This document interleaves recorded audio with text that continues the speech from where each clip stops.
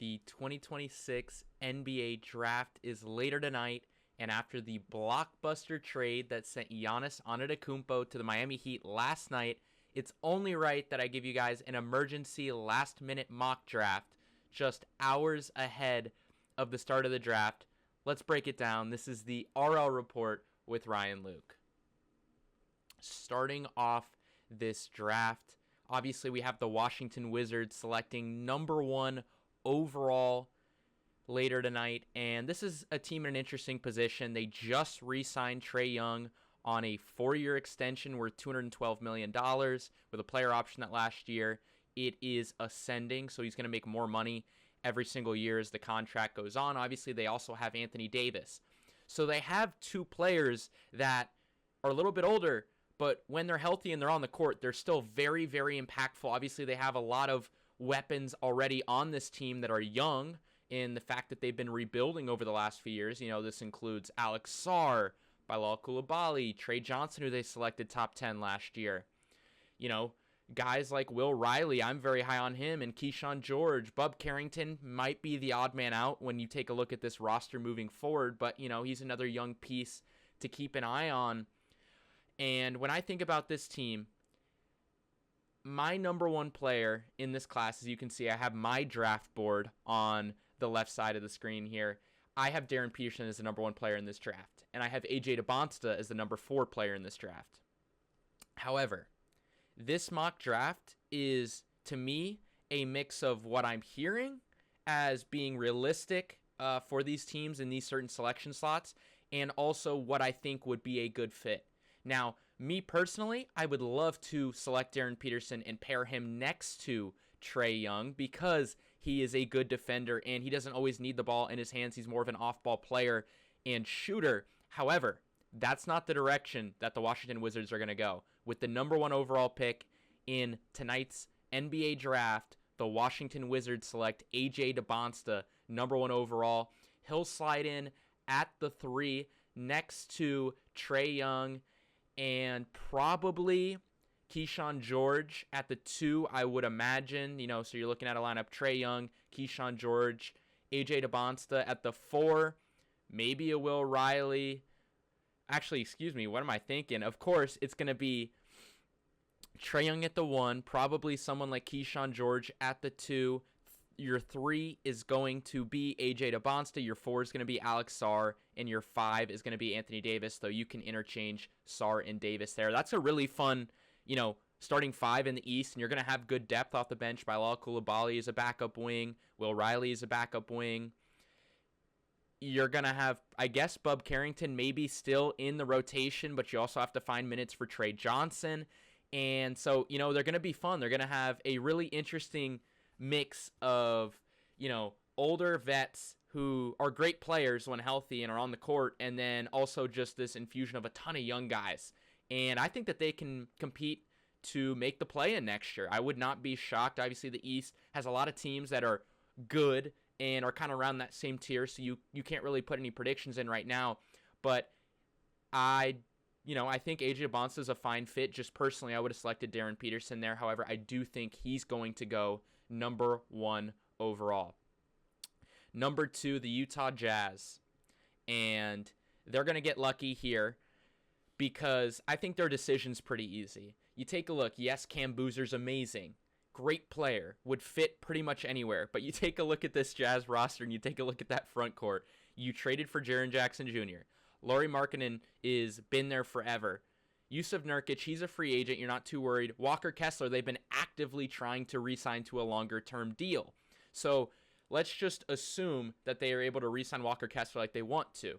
You got Walker Kessler, you got Lauri Markkanen, you got Jaren Jackson Jr.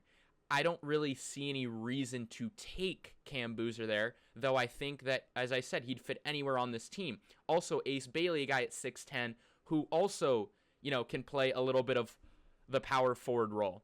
And so for that reason, I think that you take a look up and down this roster. Yes, Keontae George had a fantastic season this past year. When on the floor, he looked like, you know, potentially your franchise guard, at least scoring guard. Doesn't give you a whole lot on the defensive end, but can be, one of those go-to scorers. And I think that you get him a partner in crime in the backcourt. And because Darren Peterson is a bigger guard, because he's a combo guard, because he can play defense, I think that him next to Keontae George would be a really good fit. Now, I know that they have the same agent from what I've heard, and so the Jazz and Keontae George's agent really don't want Darren Peterson to be drafted there, because it becomes an awkward situation of Keontae George is actively trying to get an extension. And if the Jazz draft Darren Peterson, maybe they're not going to pay Keontae George and his camp exactly the amount of money that they want. However, I think regardless, we've seen Danny Ainge select players that don't want to go to Utah, and just last year with Ace Bailey, and I think that he does it again, because obviously we saw Darren Peterson did not work out for the Jazz. He only worked out for the Wizards. He believes he should be the number 1 overall pick in this draft. However, the Jazz are going to say, I don't care, and they're going to take Darren Peterson to pair it with Keontae George in the backcourt. Now, next up, for the 3rd overall pick, I feel like this one is quite easy. Again, you take a look at it, the Grizzlies, they still have Ja Morant, given I think that they're likely going to trade him. I don't know if it's going to happen during the draft. I don't know if it's going to happen, during the summer after the draft, maybe when they get some more clarity about what their roster is looking like. But they trade away Jaren Jackson Jr. You still have Walter Clayton Jr. as a point guard, young point guard, that you traded for in the Jaren Jackson Jr. trade. Ty Jerome, very good ball handler. Cam Spencer has shown you some good things. Scottie Pippen Jr. is playable. Santi Aldama is great. Rest in peace to Brandon Clark, obviously. And then Zach Edey at the 5. You know who I think would pair up perfectly and just be an amazing fit in that front court? Because you take a look at this roster.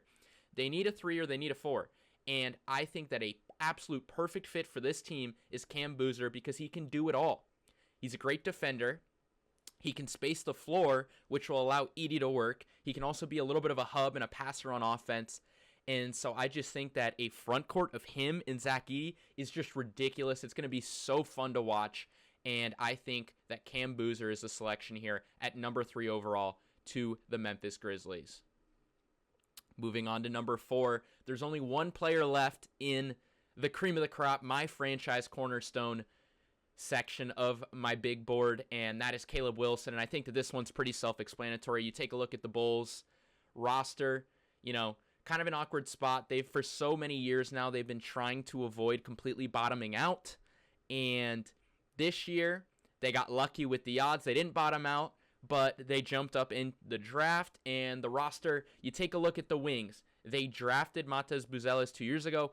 He looks great. He looks like he's going to be a fun, very serviceable player going forward. You traded for, in another somewhat blockbuster trade that happened last night, Julius Randle got shipped to the Nets, and the Bulls kind of got Nick Claxton for nothing. Now, I know Nick Claxton is making, $23-25 million, which is a lot of money, but he is more than a serviceable center, and you can slot him right in there at the 5. So with them picking up when them picking up Nick Claxton and Matej Buzelis, you could play him at the 3. You already have your point guard in Josh Giddey. Isaac Okoro's a fine too, not great, but there's options. I think that Caleb Wilson, he's been talked and matched up with the Bulls for so long now. I think it's only right that his athletic, long, rangy, defensive focused frame next to another rangy and athletic forward in Matej Buzelis, that's going to be such a fun duo to watch. That's just going to be, you're going to want to turn that on League Pass every single night they're playing, especially with a great lob threat like Nick Claxton. Yes, he's regressed. Yes, he's not the same player about 2 years ago with the Nets, where it seemed like everyone in the league wanted to trade for him and the Nets hung on to him. But he is still a very, willing player, can contribute to winning, and him next to Matas and Caleb Wilson, and then, Josh Giddey being that modern-day big guard, it'll just be fun to watch, and the Bulls select Caleb Wilson here at number 4 overall. Number 5, of course, we have the Clippers. They got lucky with Indiana following after tanking all year, unfortunately, after the Tyrese Halliburton injury, and as a result, they get the 5th overall pick in the draft. I know a lot of people may think Darius Acuff Jr., perhaps, but this team is in a very interesting spot when you look at the roster. They still have Kawhi. There's rumors of he could potentially be moved if the price is right or if the Clippers just decide they want to go young. They traded for Darius Garland as part of the James Harden swap. They got Benedict Mathurin as a part of the Zubac trade with the Pacers. So, you have a young wing. I imagine that they re-signed Benedict Mathurin. You have Darius Garland, a nice, all-star level. We've seen him make all-star teams, level guard. You have Kawhi, who would fit in perfectly, provide some extra shooting, provide some extra off-ball gravity. It's Keaton Wagler out of Illinois. I think that he slots in perfectly for this team. We've seen rumors that he canceled his workout for the teams picking after, with the Kings and below, because he feels like he is not going to be there on the board anymore between the Clippers and the Nets. And here, I think that the Clippers select him at number 5 overall. Just his shooting ability. He's shown some flashes as a playmaker. He's a willing defender, even though the athleticism isn't always there. And has great footwork, which has allowed him to get to the rim, too, and has really expanded his offensive game. So Keaton Wagler goes 5 to the LA Clippers. Number 6 is going to be another guard, but once again, it is not going to be Darius Acuff Jr. This guy has been largely connected to the Nets throughout the process. It's been him, and I'm talking about Mikal Brown Jr., or it's been Keaton Wagler. With Wagler off the board at 5, I don't think that the Nets go Acuff. I don't think that the Nets go Kingston Flemings. I think they want, a little bit of a taller guard, a guy who is a knockdown three-point shooter. Obviously, he was dealing with injuries earlier this season at Louisville, and that really hampered the kind of player he was, because we saw him arguably outplay Koa Pete in Team USA U18s, just a few years ago. And as a result, I think that there's been rumors that he had fantastic workouts, and I think that the Nets select Mikal Brown Jr. to be their lead guard for the future, especially when you consider that Igor Demin, when healthy, you drafted him to be a point guard. He looked a little bit better off ball, where he's able to be a catch and shoot threat and then also be a secondary ball handler. And I think if you can play Demin and a guy like Mikal Brown Jr., that's great size in your backcourt, 6'5" and 6'9". You still have MPJ. You just traded for Julius Randle, and Day'Ron Sharpe is still a very, quality center in this league. He's not a top-of-the-line starter, but he was one of the better backups in the league, and I think he can slot into being at least around an average center. So if you have a lineup moving forward of Mikal Brown Jr., Igor Demin, Michael Porter Jr., Julius Randle, Day'Ron Sharpe, and, Nolan Traore, Drake Powell, Zaire Williams, all these guys, Jalen Wilson, Danny Wolf, all these guys you picked, Ben Seraph, in the last few years, you can have a pretty serviceable roster. Now, I don't know if they make the play-in really in the East. Who knows? I just don't think there's enough quite talent on there yet, and I think the East is very deep. I don't think it's super top-heavy. I just think it's super deep, so I don't think they make a run for that, but it's very fun moving forward, and the Nets will select Mikal Brown Jr. here at number 6. Number 7, I'm going to keep this one short. I do have Darius Acuff going here to the Kings at number 7 overall. This is a roster. You take a look at it. They're starting Devin Carter. He is a guy who they drafted, a couple years ago, was injured for a good portion of his rookie year, and was pretty solid when he was in the game and was able to play. But they're looking for that franchise centerpiece. They're looking for that box office guy that gets butts and seats, and they don't have that right now. There's rumors they're going to trade Domantas Sabonis. There's rumors that they're looking to trade DeMar DeRozan, and if they can't, they may just cut him and stretch his remaining $10 million over the next few years. As a result, you need someone who, can just fill it up, put butts in seats, be very entertaining, be that franchise cornerstone. And you take a look at it, the top 4 guys that I called franchise cornerstones in my number 1 tier of my big board are gone. And Keaton Wagler's gone. Mikal Brown Jr. is gone. Who's that guy who scored a ton of points and also had a ton of assists on great efficiency? Not a good defender, but was just absolutely must-see TV. It was Darius Acuff Jr., and that's why he lands with the Sacramento Kings. And though I have him 14th on my big board, I think he's very talented. I think he can easily average 20-plus points per game his rookie year, because that's the kind of offensive player he is. For me, it was more so contributing to winning and how much effort he puts in on the other end, and how much, you can build around him, because he is a smaller guard. Nonetheless, uber talented, and he'll land with the Kings here at number 7. Now we get to a spot where kind of the draft really starts. There hasn't been a ton of intel on who exactly the Hawks like. And some people may say, okay, Ade Mara possibly is a fit here considering, the issues they had at center last year with, basically just Onyeka Okongwu. You had Tony Bradley as a backup. Jock Landell was hurt. The front court, Asa Newell really didn't look ready. Jonathan Kuminga, is he coming back yet? However, I just think that they're looking for a true point guard. Yes, Dyson Daniels at 6'8" can handle the ball and run point guard, but he's not a facilitator. He's not someone you truly want running your offense, especially when he can't shoot. So what do you do there? I think that you need that guy that can calm the rest of the unit down and just run your offense, spread the floor, shoot it, help with your spacing, and that guy is Kingston Flemings. He's also a very willing defender. We saw he's super fast at the combine, fits the pace of play and getting up and down in transition that the Hawks like to play. So for me, this is an easy one. Kingston Flemings goes number 8 to the Atlanta Hawks. Number 9, this pick was something that pretty much seemed penciled in to either Braden Burries or, some rumors of Nate Ament have come up late. However, yesterday, more news broke. A great news day for the NBA that Dusty May would be leaving Michigan after winning the national title to take over the Dallas Mavericks head coaching job. And as a result, I think that the Mavericks, you were, already a little bit interested in Ade Mara. There were rumors that they're looking to ship off Daniel Gafford just because they don't want to pay him that money with the frequency with which he's hurt.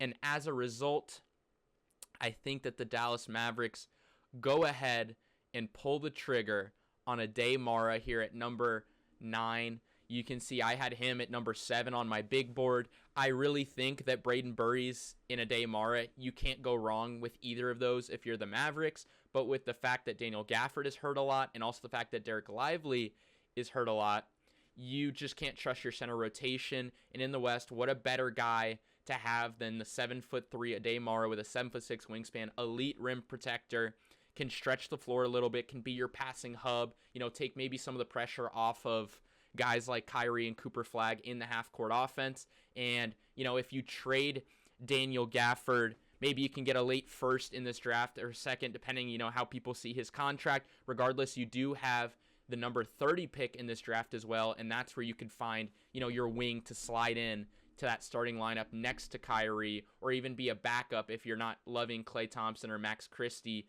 who you're going to have to re-sign Max Christie in after next year. So Ade Mara is going to land at number 9 for his former coach, Dusty May, with the Dallas Mavericks. At 10, the Bucks obviously just made a blockbuster deal shipping out Giannis. And with that, I think it's clear that they're going to be turning to rebuild mode. And usually when you're turning to rebuild mode, you're going to swing boom or bust. And for me, there's only one guy I can truly think of in this range, and that has to be Nate Ament. You take a look at him. He's a guy, has all the physical tools, still growing, super fluid, can handle the ball at his size. Just the shooting splits across the board were not it. And you worry, okay, it's not guaranteed that those are going to improve or that he's going to reach his ceiling. But if everything goes right, this guy is ridiculously talented and will not really have a single hole in his game. In fact, one of his best attributes already is being able to draw fouls. He gets to the rim really at will and draws fouls. The issue is that when he doesn't draw a foul, he doesn't finish at the rim. But I do think that's going to improve. You take a look at the Bucks. They're known for taking swings on boom or bust guys, and they take another one here, obviously, too. The Bucks owner has some connections to Tennessee, so I think that we see Nate Ament get selected here at number 10 to start off the post-Giannis era, given they got a good return, in all honesty, for Giannis. The 13th pick in this year's draft, 2 other future picks, if I'm not mistaken, Jaime Jaquez, Kasparis Jakuchonis, Khalil Ware. You got a lot of great pieces, and Tyler Hero, who, from what I understand and what I'm hearing, the Bucks, and it would make sense, are likely going to ship him off elsewhere to try to get additional draft capital or fits in the roster. So you take a look at this team. You have Ryan Rollins. You love him. Just had a breakout year. And you have, a guy in Khalil Ware who's super high ceiling. You worry a little bit about the character, but There's times where he just looks dominant. Jaime Jaquez Jr. about as consistent and steady as it gets as a role player. And Kasper Jakučonis, another high ceiling point guard. And so having him to back up Ryan Rollins, I think that you take the swing on a wing here who could potentially be your franchise cornerstone if everything goes right. You can see I was lower on Nate Ament at 25, but if he's purple because he has his own tier. It's called the Nate Ament tier, the boom or bust tier. And that's just because if everything goes right, as I said, he could be a superstar. But for right now, he's not that. And so I don't want to overrate a guy just based on what he could be, given I think that this is not actually that bad of a fit for the Bucks here at number 10. Number 11 here, we have the Golden State Warriors. And they are a team who, they're looking to hopefully try to win one more ring in the Steph Curry era before he retires. Jimmy Butler's going to be out for a while. More than likely, we see them bring back Kristaps Porzingis, I would think. Draymond Green only has 1 year left. Moses Moody might miss a good chunk of the year. Al Horford only has a year left.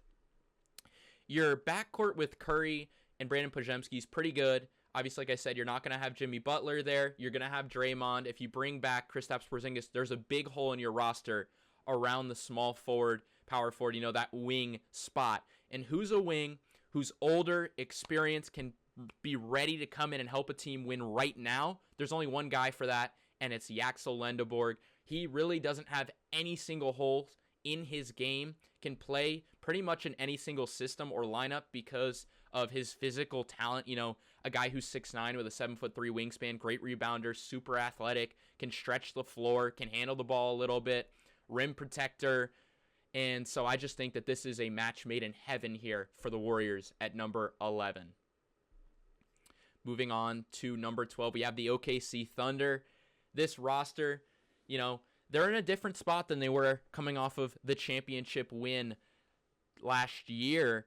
They still had room. They weren't right up against that second apron. This year, the second apron has caught up to them in the modern NBA, obviously, where it's harder to keep a core of guys together and to continue to improve year after year. And, they have to decide if they're going to bring back Isaiah Hartenstein on his team option. There's rumors that Lou Dort is probably going to be a cap casualty here for the Thunder. We already saw them trade away Aaron Wiggins, a guy who looked very promising 2 years ago, for 2 second-round picks to the Atlanta Hawks. And as a result, I take a look at this Thunder team, and I'm wondering, who would fit great? What could they use? And I think that, guys like Alex Caruso, he's listed as a point guard. You don't want him to be your primary ball handler. You take a look at, Nikola Topic, unfortunately, has just dealt with so many injuries. Jared McCain's probably a little bit better of an off-ball player. AJ Mitchell, he can be that scorer, but you don't necessarily want him running your entire offense. You need someone to calm your team down, to be able to run the whole roster. And while, you think, okay, maybe take a point guard here, I don't love LeBaron Philon, and I don't really think he matches what the Thunder look for. A guy that I really think that the Thunder could love and use is Merez Johnson Jr. He's a guy similar to, the other Michigan bigs that wings that we've already seen get drafted, can do it all. Elite rebounder, elite rim protector, great athlete, just fantastic defender, willing team player, and I think that fits right in with what the Thunder like to do, and it also provides them with, another bench big option. Maybe you don't have to bring back Hartenstein if you select Merez Johnson Jr. Unfortunately, we saw them select Thomas Sorber just outside the lottery last year, but who knows what he's going to look like coming off of an ACL tear and missing his entire rookie season. I think that Merez Johnson Jr. is one of the highest floor players in this draft, and I think this would be a perfect win now help fit for the Oklahoma City Thunder. At 13, we have the Milwaukee Bucks back on the clock, this time with the pick from the Miami Heat. I think that, we saw the Bucks, they selected Nate Ament. They took the swing early on for the boomer bust guy, that guy who can be a franchise cornerstone. Now I think you take a guy with a super high floor who can fit in any system, can be, just that perfect complementary piece to really anyone you take a look at. And to me, that guy is Braden Burries. And I think that if you're the Bucks, you probably considered taking him at number 10, but instead you get lucky and he falls into your lap here at number 13, and I think they run in the card Braden Burries at 13 to the Milwaukee Bucks to join Nate Ament, and I think that would be a great haul for the Milwaukee Bucks. You know, as I said, you take the boomer bust guy in Nate Ament, and then you take the higher floor guy who's guaranteed to be, in my opinion, at least a great role player, if not can be more than that, in Braden Burries. With the 14th pick, you get a team that had such a strong back half of the year in the Charlotte Hornets, and they will look to continue to build on all of that momentum moving forward. I think that they love their lineup as they have it right now. You know, LaMelo Ball, great facilitator. Brandon Miller, fantastic. Con Knipple, one of the greatest, probably the greatest rookie shooting season we've ever seen. Was the Rookie of the Year frontrunner for majority of the year until Cooper Flagg went. Just absolutely dynamic. Moussa Diabate was so much better, I think, than people even realize. And so you take a look and you're like, okay, maybe a fit at shooting guard potentially if you are the Hornets. However, I think that they could also use another big, just something to take some of the load off of Moussa Diabate. I know that they have Ryan Kalkbrenner, and maybe you want to replace Miles Bridges some. So as a result, you know, you still have Kobe White came in and played great for the Hornets down the stretch. You might need another guard, but who knows, because you can really just play Con Knipple there. I think that it wouldn't hurt to select a guy like Hans Steinbach, who you can play at the 4 and would fit really nicely into that lineup with his ability to space the floor and shoot the ball. And he's also a fantastic rebounder, similar to Moussa Diabate, which will help with the style of play that the Hornets have. And I'll have the Hornets finishing off the lottery here by selecting Hans Steinbach, just the fantastic freshman out of Washington, who I see, you know, a little bit more as a 4 than a 5 at the next level. The Bulls are back on the board. We saw them, you know, select Caleb Wilson earlier. I think that's a home run selection. We take a look at their roster. As I said, Matas Buzelis, building block, just traded for Nick Claxton. You have Josh Giddey. What was the one position I said you could use? I think a shooting guard. And who is a guy who can be the prototypical 3-and-D wing if he continues to develop? He showed promise as a shot creator, elite shooting ability. The defensive frame in terms of athleticism and wingspan tells you that he should project as a fantastic above-average defender, a connecting piece. He quite wasn't always that at Baylor, but I think if he has a little bit of a lower offensive load, he can become that, and that is Cam Carr. I think this is a perfect fit for the Chicago Bulls, and this would be probably my favorite draft so far of the teams I've done if the Bulls walked away with Caleb Wilson and Cam Carr. Taking a look at the next pick, it's the Grizzlies up again, you know, so the Grizzlies went at 3, took Boozer right in front of the Bulls, who then took Wilson. Here, the Bulls take Cam Carr just in front of the Grizzlies. The Grizzlies here, they're an interesting case. You know, there's rumors that they're going to move off of Ja Morant. Ty Jerome has been there and has looked great. They traded for Walter Clayton Jr. in the Jaren Jackson Jr. deal. You have Santi Aldama locked up. You have Zach Edey locked up. And obviously you just drafted Cam Boozer. So I think that, you know, a wing would be great there next to, you know, those players. Obviously, the one worry is that if they do trade Ja, and do you want to rely on Walter Clayton Jr.? Is that your guy moving forward, even though Ty Jerome is there? I thought about Ibuka Okori here originally, but the more I look at it, the more hype I've been hearing for Kareem Lopez, and, you know, his athletic frame. I think that he could be a guy that could slot right in at that 3 or 4 for this Memphis Grizzlies team. And potentially, you know, if you trade Ja, you have the 32nd pick later on this draft. Maybe a guard falls. Maybe you feel as though there's a guard later on in this draft like Malik Thomas, if he's still there, or Tyler Tanner would have been great if he didn't go back. Sergio Dallara could be there at 32 as a backup guard in the meantime to develop or if you even get one, in, as I said, in the trade for Ja Morant, we don't know. But right now, I think Kareem Lopez goes to the Memphis Grizzlies at number 16. 17th, the Thunder are back on the clock. They already took Merez Johnson Jr. to, take care of some of their front court worries, or, just maybe provide some cap relief with Isaiah Hartenstein, potentially coming off the books for $30 million. That would really help them, be against that second apron and even try to potentially get out of the first apron if they don't want to pay all that tax money. And so since they took a big, as I said earlier, you need a guard. You need someone who can be that facilitator, that floor general, just get everyone around him organized, take some of the pressure off of Shea, allow Shea to not always have to run the second unit himself, provide him a little bit more rest, maybe provide him a little bit more of an opportunity off ball, like we saw how Jalen Brunson was so effective throughout this playoff run with the Knicks playing him off ball instead of always on ball. And for me, I think that the best guard that fits here is Bennett Sturtz. I mean, steadying force, good defender, which is, different from the rest of these guards. So when we take a look at the point guard, kind of space on the board, and he is so cerebral. We've seen him as he's climbed the ladder just continue to be, great.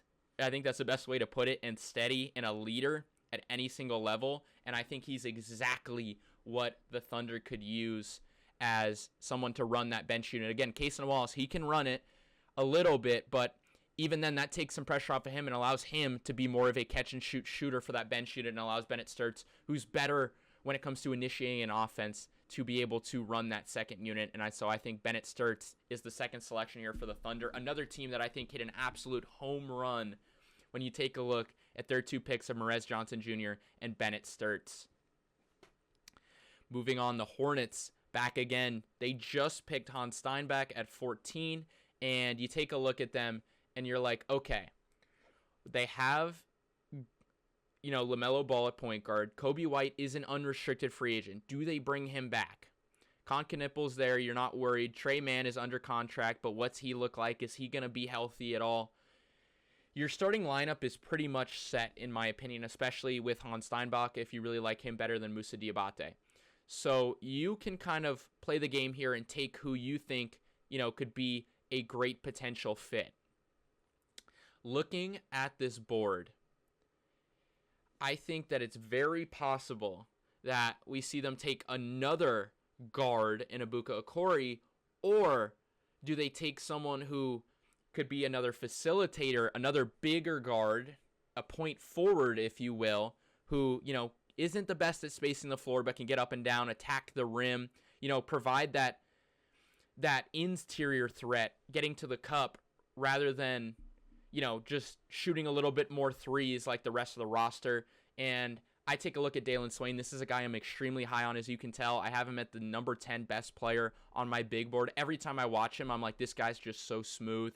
The game is at his pace. He wills it to what he wants. And yes, he can become passive sometimes. And the jumper is not great, but just, you can't teach 6'7", 6'8" with good handle, good feel for the game, athletic. As I said, has an uncanny ability to get downhill, great handle. So if the jump shot continues to develop, and he's shown promise as a passer in terms of taking care of the ball and being able to open up areas for teammates, I think that this would be a fun fit with the Hornets and would just make them, if they weren't already, one of the most entertaining teams to watch in the entire NBA. So Dalen Swain goes off the board at 18 for me. Number 19, this one's pretty simple for me.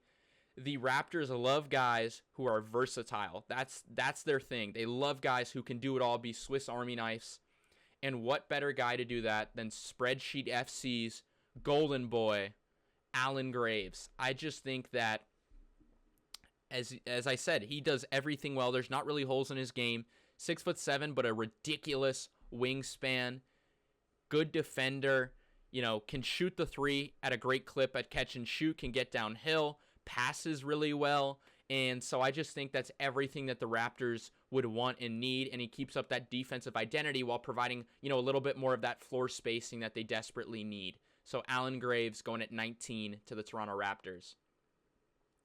Number 20, the San Antonio Spurs are on the clock, and I feel pretty confident that they're looking for someone who can provide, extra rim protection, provide a little bit of spacing, and be potentially that backup 5 or play those 5 minutes when Wemby is off the floor, because we saw them get killed throughout the playoffs when Luke Cornett was on the floor. Just teams blitzed the Spurs, and that was arguably a lot of the reason why the Spurs didn't win the NBA title. When you take a look at the Knicks being able to throw Mitchell Robinson out there when we're talking backup center matchups, and he was just eating Luke Cornett alive. And for that reason, I think we talk about ceiling. We talk about, the Spurs have always had a knack for developing guys with very, long wingspans, very toolsy. That's Chris Knack Jr., 6'11", but with a 7'5" wingspan, has shown promise. The form is very nice. He didn't protect the rim quite at the rate that you thought he would with that frame and athleticism, but I think he's someone that's only going to get better with age and experience, and he's clearly a hard worker. If he chose, playing under Kelvin Sampson at Houston, I think that he could be a perfect fit, and he feels like a very Spurs pick, here, and so Chris Knack Jr. will go at number 20. Number 21, the Pistons. What do they need most? And I'll answer that question for you right now. It is a secondary ball handler, someone to allow Cade Cunningham just a little bit of rest to where he doesn't have to exert himself so much on every single possession and just create every single thing for himself, and who's a dynamic offensive player who can create his own shot, facilitate for others, and, really just brings moxie and an ability to get downhill as well, continues to develop, continues to improve. I know that there's concerns about him being very skinny and about him not being a great defender. He has a good wingspan. He's not the biggest guard, but when you have Cade Cunningham next to you and Asar Thompson, you're fine on the defensive end, especially if they still have Ron Holland here and they keep him, or if he maybe gets traded for Hero. Regardless, I love the fit of LeBaron Philon, just being that guy to take some extra pressure and be another offensive creator next to Cade Cunningham. A lot of people think this would be a steal. I wasn't as high on him just because, as I said, the slight frame usually doesn't always have great results, and not the best defender, but I truly do think he's a dynamic offensive player. And if he were to go to the Pistons of all teams with the defense and the style, the ruggedness that they play with, and the players they have on that roster, I would not be worried at all. I think it'd be a dream fit of LeBaron Philon at 21 to the Detroit Pistons. If you've noticed, there's one player on my board that's super high up that has been sliding, and that is JQ out of Kentucky. There's rumors coming out that, all the ACL injuries that he's had, the issues with his knees, he's could potentially fall out of the first round completely. When I'm making my big board, I didn't really take into account a whole lot with injuries because I'm not able to, get in the rooms with those teams when they're doing the medical evaluations. I'm going off of what I saw on film, and what I saw on film of him at Arizona State. If he had replicated that at Kentucky, he would have been a top 5 lock. The thing is that he only played one game, and in that game, he dominated Zubi Ejiofor. And so it is interesting to see, what consensus is or what people feel about him around the league. As I said, I'm very high on him if he, returns to be that healthy version of himself. However, I don't think the Philadelphia 76ers are in a spot here to take a swing on a guy like JQ. I think you take a look at this roster. Embiid, how much longer, is he going to be there? He's still super effective when he's on the floor, but the injuries continue to pile up. You have as dynamic of a backcourt as it gets in the NBA between Tyrese Maxey, VJ Edgecombe. Paul George is a little bit older. Your 4 spot, are they going to re-sign Kelly Oubre Jr.? What's going on with that? And so I think you take a look. They need a wing. This guy could potentially develop into a do-it-all wing, if not good defender right now. Good rebounder, has shown, prowess as a facilitator. Not the best jump shooter, given he didn't take a ton of attempts. I do think that he has a very high ceiling and that he would be a really nice fit here at 22 for the Philadelphia 76ers. It's going to be Coapete at Arizona. We saw games where he was the best player for them. We saw games where he was a role player, and I think that's important when he goes to a team like the Sixers, where on one night he could maybe be the fifth option if everyone's playing between Joel Embiid, Paul George, Tyrese Maxey, and VJ Edgecombe. But if Paul George and Joel Embiid are out and he's asked to be that third option, I think he can do that, and I just love his fit here with the Philadelphia 76ers. At 23, the Hawks are back up. They took Kingston Flemings at number 8, a guy I love. In fact, he just dropped a letter to all the NBA GMs, which I really think shows his character. If people already weren't convinced that he was a great leader and someone you really want in your locker room, is going to galvanize your players beyond just his high level of play on the floor and all the effort he's going to give you. If they take Kingston Flemings here, you have Dyson Daniels still. You still have Nickeil Alexander-Walker. They just signed CJ McCollum. I don't know if you need to throw another guard in that room. So what can they do? They still have Jalen Johnson. Obviously, that's your franchise cornerstone. What are you going to build around him? Zachary Richese, maybe, is he a bust at this point? Do you trust him? Is he going to be completely out of the rotation like he was in the playoffs? You have Onyeka Okongwu. What are you doing with Jonathan Kuminga? Is he someone you're going to see as part of your roster and your rotation long term? Who knows? I would love to take Ibuka Okori here, but again, I just think there's too many cooks in the kitchen when you take a look at that offensive end. So who would be a glue guy who can do it all, who might be able to fit, maybe provide being a backup center? And I think that you could see the Hawks take someone here like Henry Visar. I'm even considering Terrence Reed Jr., just someone to be able to, provide some rest for Onyeka Okongwu, but maybe not change the style. And because Visar can stretch the floor, I think that he could be a really nice fit here to the Atlanta Hawks because he provides that rim protection. He's a good rebounder, and he doesn't hurt, a team that has struggled with shooting historically. And yes, he's not the, fastest paced player, but I think he would fit in nicely backing up Onyeka Okongwu and maybe even playing some starting, minutes at the 4 or the 5.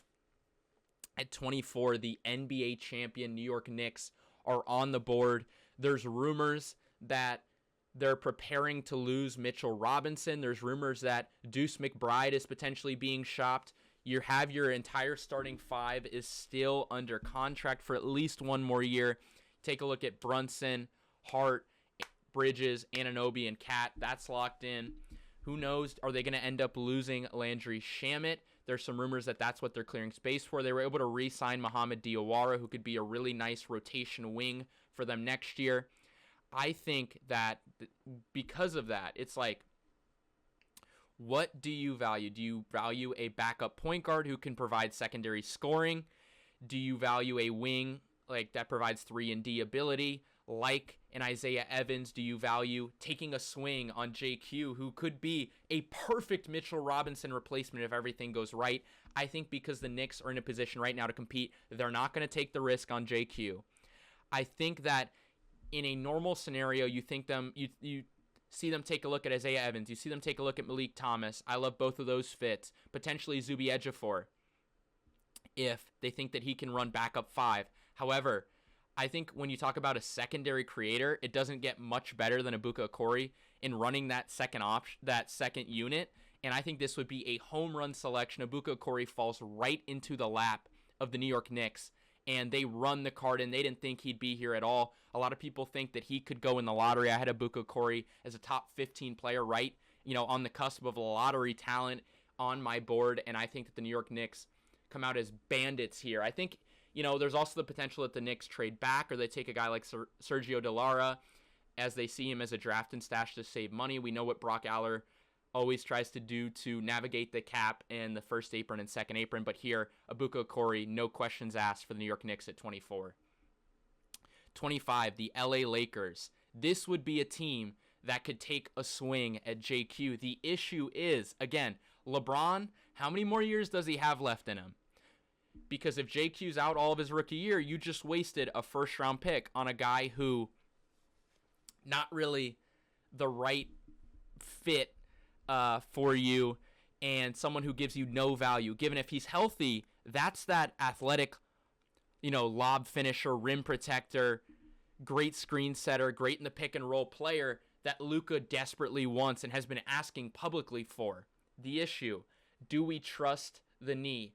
I think that the Lakers, they see the talent I don't think Rob Pelinka's scared to pull the trigger, and I think he does here at number 25, taking Jaden Quaintance. Moving on, number 26 in the 2026 NBA draft, the Denver Nuggets are up to pick. Obviously, a very disappointing playoff run for them. They're at a crossroads, kind of. What do you do with Peyton Watson? I'm sure that they'd love to have him back, but do they have the money for it? Could they pull off a sign-in trade? You still have Jamal Murray. You still have Christian Braun locked up. You have Cam Johnson, who you traded MPJ for, which maybe in hindsight you don't love that trade, but you're stuck with it. I still think Cam Johnson's a very good player and a good fit around Nikola Jokic. And then obviously Nikola Jokic is about as good as it gets. In my opinion, probably the best player in the NBA. So who's a good fit here? What could they use? Could they use secondary creator potentially off the bench? Could they use another wing to try to replace what you're potentially going to lose in Peyton Watson? Here, I think that they opt to try and replace the production, or at least help out in the shooting guard, area, because Christian Braun really didn't have that great of a year for a guy who's making $22 million, and I think that it'd be a perfect fit for Isaiah Evans. Just an amazing knockdown, catch and shoot shooter, developed as being able to handle the ball and facilitate a little bit more, got to the rim at a much higher rate this past year and finished at a much better rate, which is really encouraging. And then also a great defender. I think that this would be a great pick for the Denver Nuggets at 26. Number 27, the Boston Celtics. They swung and missed on Giannis. They offered Jaylen Brown and 2 first-round picks. There's some awkwardness now that they're talking about with Jaylen Brown once out. Don't be surprised if Jaylen Brown's traded before the start of the draft. But for purposes right now, he's still there. There were rumors that the Minnesota Timberwolves were going to make a run at Derek White. Teams were calling about Derek White. As a result, Nikola Vucevic is old. He can't really rely on him. Neemias Queta. Queta's a great defensive center. Really doesn't offer you a whole lot on the offensive end. Pretty good rebounder, though. And you take a look at this roster. They value guys who are versatile, who can do their job, be a consistent, producer for this roster.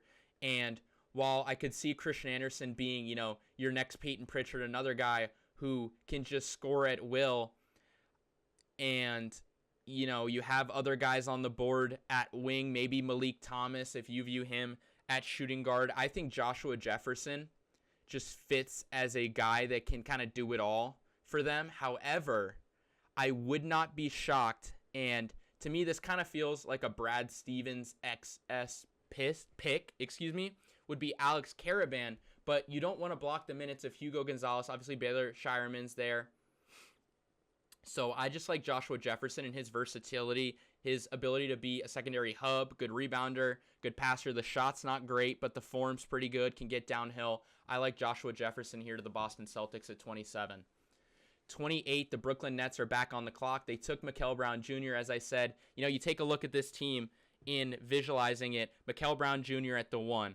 Igor Demin at the 2, MPJ at the 3, Julius Randle at the 4, and Day'Ron Sharpe at the 5. You still have a ton of guards because you took a ton of guards last year. So I think, it's not bad to potentially take a wing here, take someone who can kind of, fit what you, I keep forgetting that this is not the it is the Brooklyn Nets pick. And I think that, a lot of these players are more so higher floor. Maybe they feel as though they don't want to potentially, start Day'Ron Sharpe, considering he's been the backup to Nick Claxton for this long, though I think Noah Clowney's pretty solid.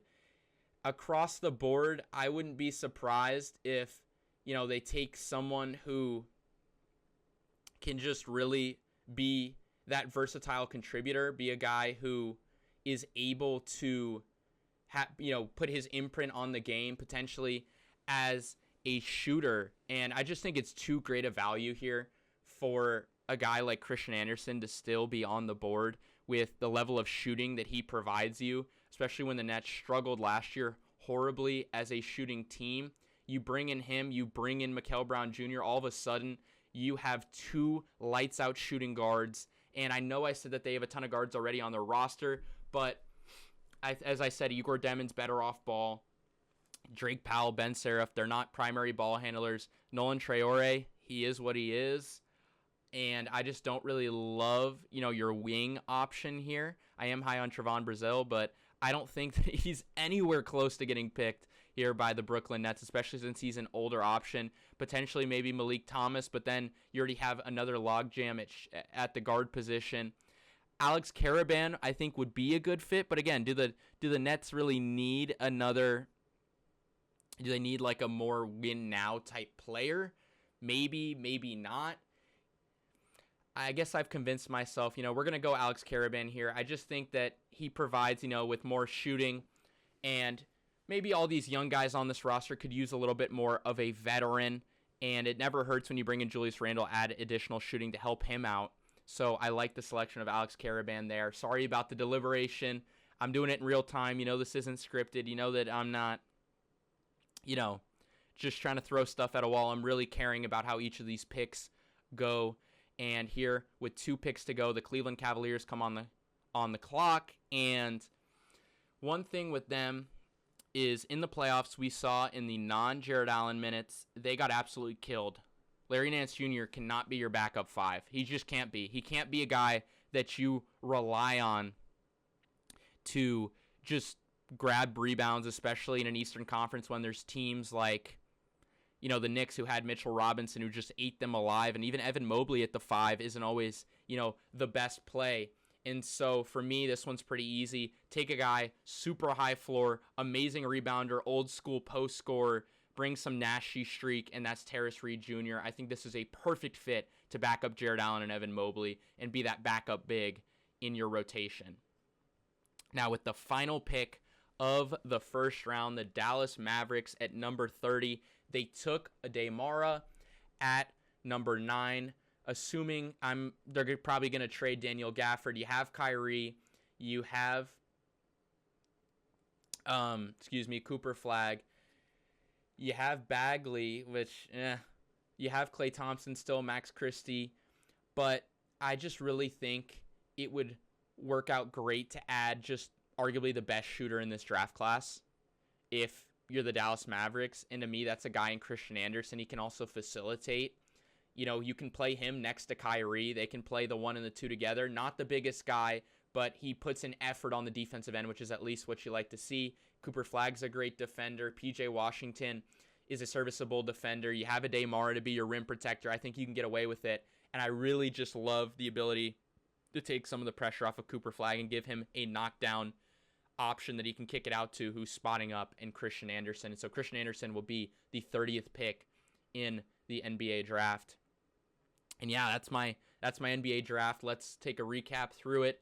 You had the Wizards selecting A.J. DeBonsta at number 1, followed by Darren Peterson joining Keontae George in the backcourt for the Utah Jazz. That's going to be a really fun team. Cam Boozer slots in next to Zach Edey for a really fun 4-5 tandem there for the Memphis Grizzlies. Caleb Wilson and Matas Buzelis, must-see TV in the wise words of Charles Barkley a few years ago, if you guys know what I'm referencing. Keaton Wagler, super high floor as well as a high ceiling. I think he's the perfect connecting piece and shooting piece next to guys like Darius Garland and Kawhi Leonard if they keep him. Number 6, the Nets need someone who can be that go-to guard that can handle the ball, allow Igor Demon to play off ball. And for me, they also need shooting. Mikal Brown Jr., though the percentage wasn't great, he had to shoot a ton of attempts at Louisville. That offense really wasn't super conducive to great efficiency, and so I have them taking Mikal Brown Jr. The Kings at 7, they get who can be their franchise guy. Reminds me of when DeMarcus Cousins is there in terms of it's DeMarcus Cousins. He's your guy. He's your franchise scorer. He's going to give you 25 to 30 points a night. You're not going to win a whole lot, but there's the potential to build beyond that. And to me, Darius Acuff is that alpha. He's that guy.